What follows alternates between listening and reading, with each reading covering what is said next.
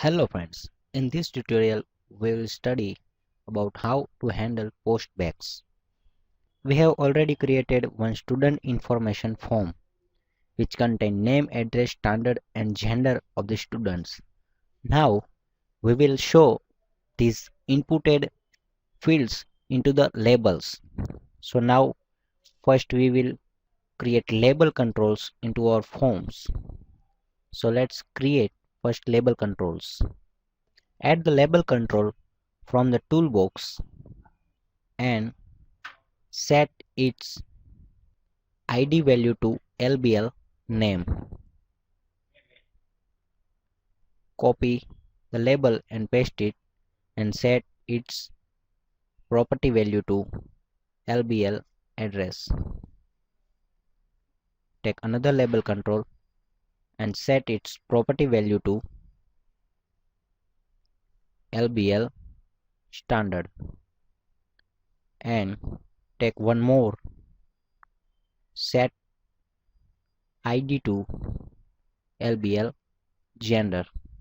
Now we want to change this labels text property to appropriate field which is inputted. Means now we want to handle postback event of submit button and we will code it. So now we want to give LBL name dot text and we will assign value into this label from text box called txt name dot text. So when we input value into text box and click on the button, then label LBL name will contain the value of the text box. Now similarly we assign values to other labels from its appropriate text box. LBL gender.text is equal to txt gender.text. LBL standard.text is equal to txt standard.text. Now let's run and check. John Martin in the name, address is Wall Street, standard is 3 and gender is male.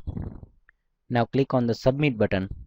When we click on the submit button, we can see the values of the label is changed dynamically and at the runtime.